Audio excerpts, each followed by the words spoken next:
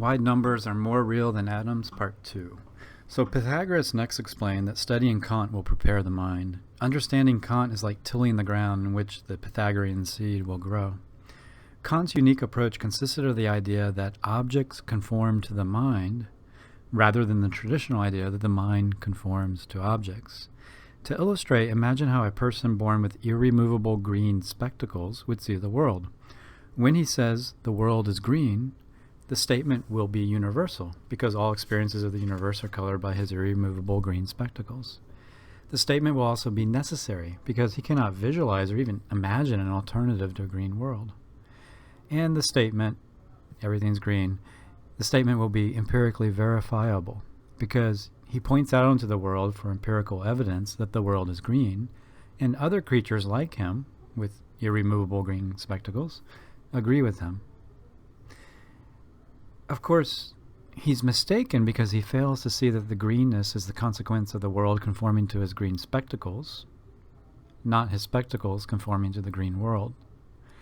So to prove the greenness is coming from the spectacles instead of the world, one needs to prove, number one, that claims like the world is green are universal, necessary, and informative of the empirical world, and number two, that these three properties can only come from the spectacles, not a finite experience of the world. And this is what Kant does in the Critique of Pure Reason. Now, Pythagoras wants you to know something. He wants you to know that if you sincerely seek the truth, you'll find it. Not so sure about that, but that's what he says. He also said the concepts we are about to explore are profound and that you really should watch the 4 videos on Kant's Critique of Pure Reason by teachphilosophy. We'll cover it superficially here since we're discussing numbers, not Kant's entire work. So anyway, as I was saying, in the Critique of Pure Reason, Kant used many clever arguments to show how the structure or the spectacles of the mind is what makes universal, necessary, and empirical knowledge possible, what he calls synthetic a priori knowledge. So to oversimplify it a bit, he argued that people see the world in space, time, and number because they are wearing irremovable space, time, and number spectacles. People empirically verify numbers in the world because the spectacles put those numbers there. And this is why Kant said mathematical truths arise with experience but not from it. Very important phrase. Mathematical truths arise with experience but not from it. They're actually from the spectacles. So people experience math as they experience the world, but it's a mistake to think the experience is derived solely from experience of a mathematical empirical world. Rather, it must be derived from the spectacles because there's no other way to explain the universal, necessary, and empirical nature of mathematical knowledge. Again, Kant's Critique of Pure Reason is mostly a set of complex proofs for the thesis that humans have irremovable spectacles that are presupposed for all experience, and these spectacles make certain types of knowledge possible, i.e. mathematical knowledge, while also preventing knowledge of ultimate or noumenal reality, that is, reality apart from the spectacles. So this means that mathematicians do not create, discover, or construct numbers. Rather, math is simply the forms or conditions that constitute and presuppose our experience. They are the spectacles by which the world is constituted. So Hume was incorrect.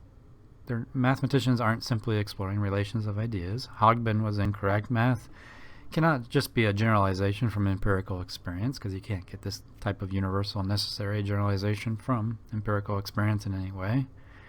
Rather, mathematicians are discovering the organizing and constitutive spectacles that the human mind presupposes for any human experience.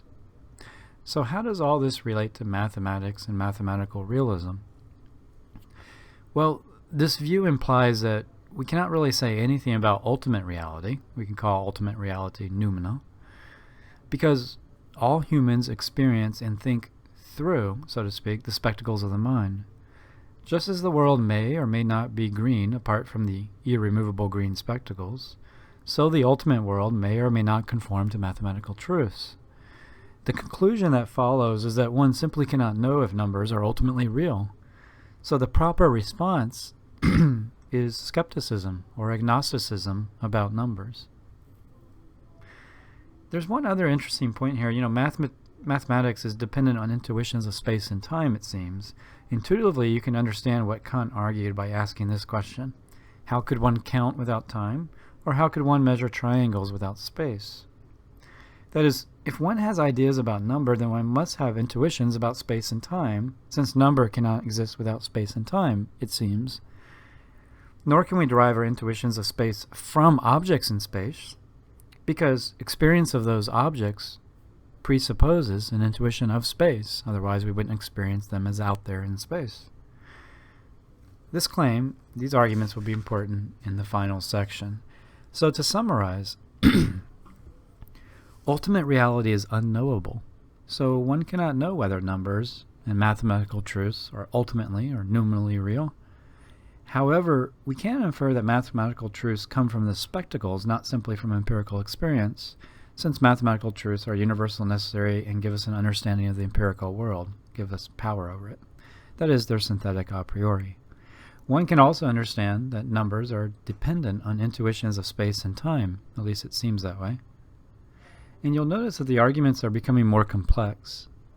Again, you may need to review the Kant videos and spend much time training your intellect to understand these profound insights, if you care to. Pythagoras told me that this is necessary because our modern minds are contaminated with many modern prejudices about what exists. And yeah, we'll leave it there. Let's go to the next section and try to move beyond this sort of skepticism and agnosticism.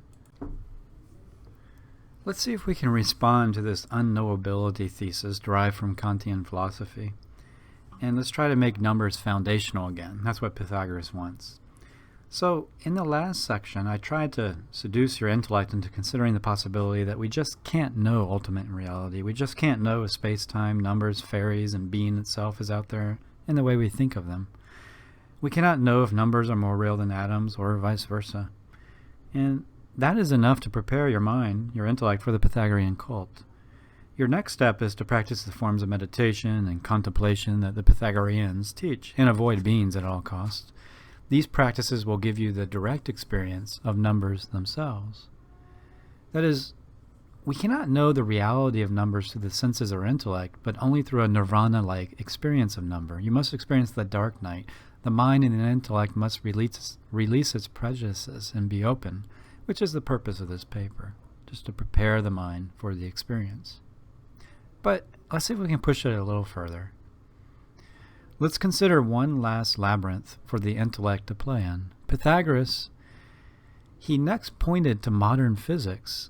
So physics has discovered paradoxical facts and proposed many counterintuitive theories in the last 100 years.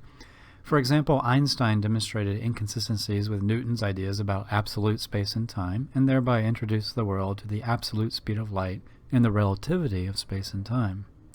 And some have argued that there's a high probability that subatomic particles do not always travel forward in time. Other mathematicians and physicists have argued that there are higher dimensions. I'll do a later video on that. Many question the nature of space and time and whether they exist at all. So, modern physics is full of strange and very counterintuitive ideas. It's also full of metaphysical speculation. Now, what is the key to these discoveries? Well, the answer is mathematics. But what do we really know about this tool, mathematics? Why is it so effective? Anyway, imagine for a moment that modern physics and mathematics can give us access to a non-spatial or non-temporal world. The question that arises is, how can mathematics give us access to the non-spatial if mathematics is intricately interwoven with the spatial and temporal qualities of this world? The only way this is possible is if math is not intricately interwoven with space and time intuitions. But if this is the case, then mathematicians do not need space and time for math. If math and physics gives us access to non-spatial worlds, then one cannot base math solely on the human intuitions of space and time that govern this world. So this means that Kant's approach is now very problematic. While it's true that space and time may be in the irremovable spectacles or software of the brain, Mathematics is no longer in the spectacles because math gives us access to a world beyond the spatial temporal properties that are in the spectacles. So humans do not put math truths into the world because these truths are incompatible with the space and time that humans put into the world and upon which mathematical truths supposedly depend. Now, of course, you may be lost, but hopefully not. But there is a solution here. Space and time arise from numbers rather than numbers from space and time. So space and time arise from numbers rather than vice versa. Numbers are the mathematical truths that create space and time. That's how we get to a solution here. The astonishing conclusion is now clear. Numbers are the reality that give rise to the most basic intuitions about space and time. They're real in a way that transcends space and time, and that humans cannot visualize because we are limited by their space and time spectacles. So numbers are like a computer program that we can never see because we are in the game. We are the epiphenomena of the program. Numbers are more mysterious than ever. Indeed, Pythagoras has been resurrected. Now, of course, everything I said is nonsense. That is, it's nonsensory. The arguments in this last section only follow if you accept a really dubious interpretation of physics. So I'll just leave this ungrounded speculation for someone else. We've done enough to prepare your mind for the possibility, right? Your mind is full of prejudices that are like walls to the experience of ultimate reality. And if you followed along so far, those walls now have holes in them. You're ready to begin the next phase. And this is where you train your body, your emotions, and your intuitions. So what's the conclusion? Well, it seems strange to say that numbers actually exist. But when you understand that people empirically verify math and that they're not mere relation of ideas, you begin to wonder. And when you realize that the common sense view of math is incorrect, since, this generalization view, since it cannot account for the universal, necessary, empirical, testable nature of mathematical claims, then you experience this sort of Socratic wisdom, and you press forward for more wisdom, more answers.